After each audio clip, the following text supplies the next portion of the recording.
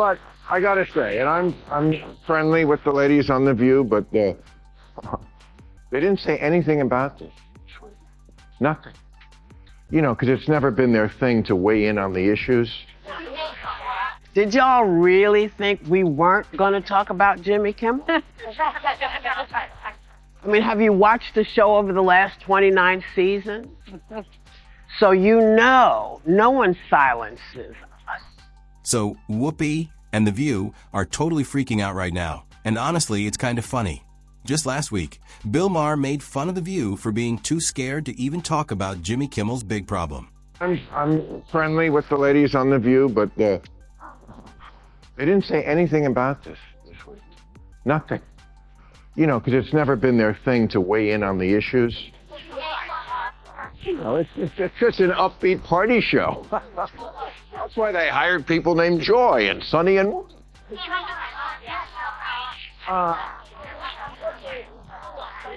So, but, you know, girls, let me say, go out strong, okay? I promise it's happened to me, and I may go out after this show. We don't know. We don't know. You know, The View always jumps on every trending story, right? A while back, I even showed you that clip where a former host admitted they sometimes only get a few hours to prepare before talking about huge controversies. Exactly. That's why people were shocked when, right after Jimmy got suspended, The View went on TV acting like nothing had happened. They pretended not to know that ABC had pulled Kimmel. Maher roasted them, saying they were too scared to risk their comfy jobs by talking about him. But here's the twist. The View finally spoke out, and what they said, totally unbelievable. Did y'all really think we weren't going to talk about Jimmy Kimmel? I mean, have you watched the show over the last 29 seasons? So you know, no one silences us. And to all my friends in Italy who reached out, you have to know it's okay. We're still here. We're still broadcasting. And when the news broke last week about Jimmy Kimmel's suspension, we took a breath to see if Jimmy was going to say anything about it first. We did the same thing with Stephen Colbert. Hold up. That's not true at all. I'll explain why they suddenly decided to talk about Jimmy Kimmel. The idea that they paused to listen to Kimmel and supposedly acted the same way when Colbert's scandal happened? Yeah, that's fake spin. Let's go back for a second. When Colbert got fired, The View didn't wait around for any official statement. Nope, they jumped in right away with comments, criticism, and hot takes. Honestly, when have Whoopi and her co-hosts ever stayed quiet to avoid drama? Exactly never. So Whoopi's excuse just falls apart. No more stalling. Roll the clip and see how it really went down. Then our show was on tape on Friday. But we are live here today. And we're getting into it now. You cannot like a show. Now, I want to make sure I got this right. To be clear, you cannot like a show and it can go off the air. Someone can say something they shouldn't and get taken off the air. But the government cannot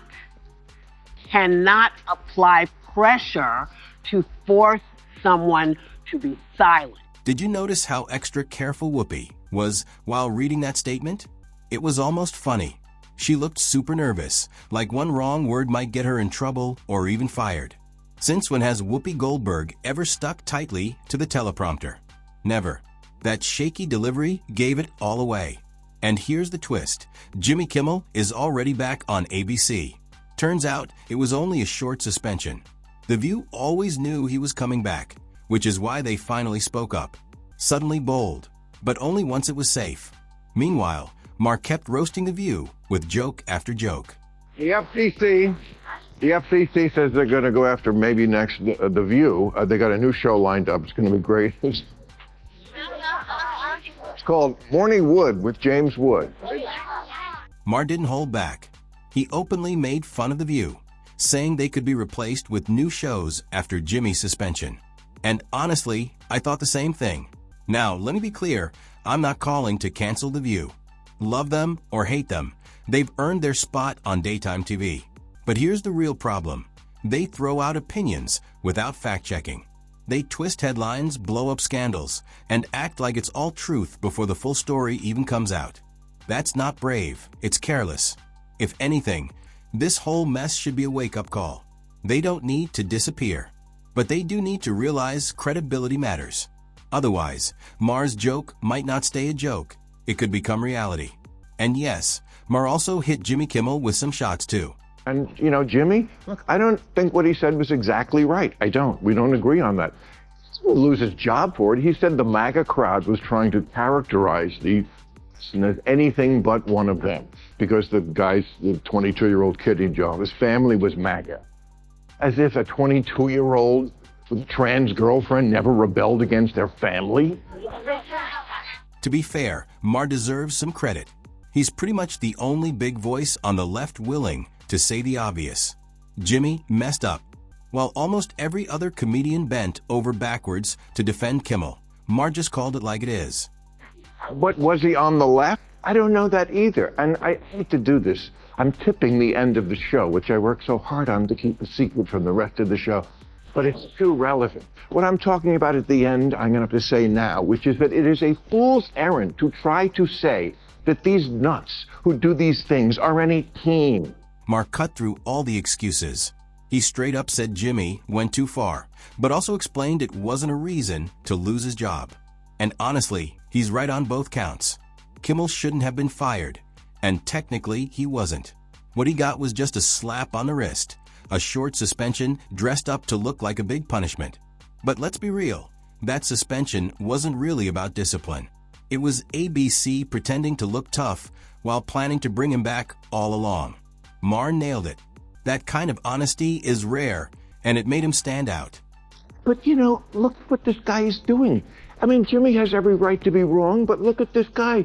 He was doing porn video games with furries.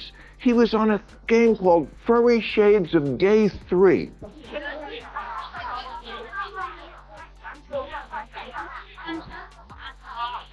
This kid is in his basement with VR goggles on, getting virtually by a cartoon wombat?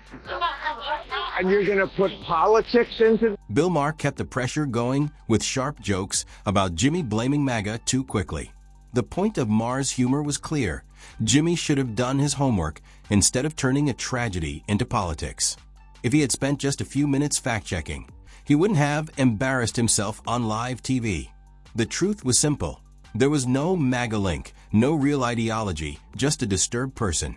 But Jimmy, eager to bash MAGA, jumped in without proof.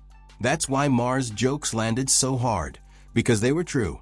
Jimmy's snap judgment wasn't just sloppy. It showed him as partisan and reckless. In the end, Maher's real point wasn't just about Jimmy. It was a reminder. Facts matter more than spin. This kid doesn't belong in either party. He belongs in a straitjacket. He's an outpatient who should not be out. But you have the right to be wrong, or to have any opinion you want. That's what the First Amendment is all about. I was defending it last week on this show against what they're doing in England against the left. Come on, guys, be fair. Okay, let's stop for a second and break this down. The real reason Jimmy Kimmel was pulled off late-night TV wasn't about his words. It was about money. As soon as he went on that anti-MAGA rant, Disney, ABC's parent company, saw its stock crash. And it wasn't small. Reports say Disney's stock dropped about 2%, wiping out almost $4 billion in just hours.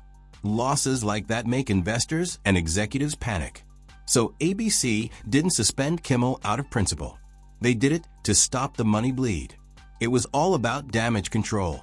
When billions are at risk, protecting shareholders comes before protecting a host. Jimmy's suspension wasn't discipline.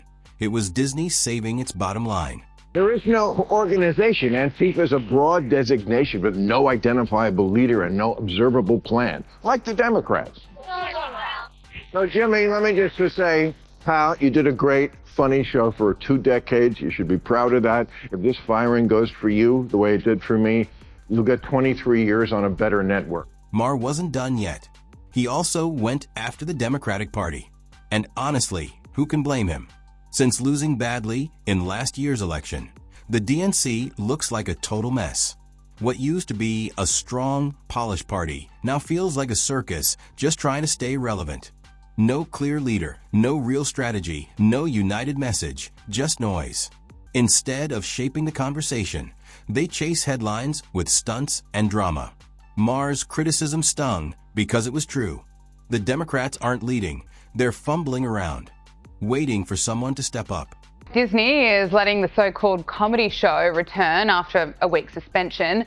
Some broadcasters are refusing to let his show back on air. Nexstar Media Group, which is the largest local TV broadcasting company in the US, announced that its stations will focus on continuing to produce local news and other programming relevant to their respective markets. What good news. Look, the company says, "We made a decision last week to preempt Jimmy Kimmel Live following what ABC referred to as Mr. Kimmel's ill-timed and insensitive comments at a critical time in our national discourse. We stand by that decision, pending assurance that all parties are committed to fostering an environment of respectful, constructive dialogue." Now here's the tricky part. Some media outlets don't even want Jimmy Kimmel back because they think it'll hurt their money. That's a big problem for ABC, because those outlets usually pay to air Jimmy Kimmel Live. If partners hesitate, that's lost revenue. And beyond the money, this says something bigger. It shows audiences and even companies are running out of patience with endless woke politics. For years, networks thought that was safe and profitable. But now the cracks are showing. Viewers are tuning out. Advertisers are cautious. Media partners don't want Jimmy's baggage.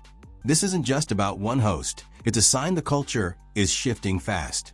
Also comes after Sinclair, the broadcasting company that makes up America's largest ABC affiliate groups, announced that it would be preempting Jimmy Kimmel Live across ABC affiliate stations and replacing it with news programming. And you know what?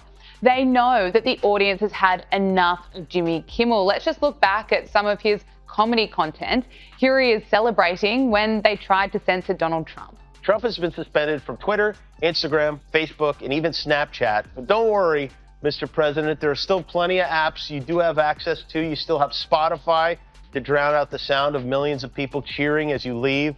You still have Pet Finder since you're on the outs with Mike Pence. You have Cameo, which will soon be your primary source of income. So what does this all mean? Jimmy Kimmel's suspension, Bill Maher's takedowns, and The View's awkward spin all show something much bigger than one late-night host messing up.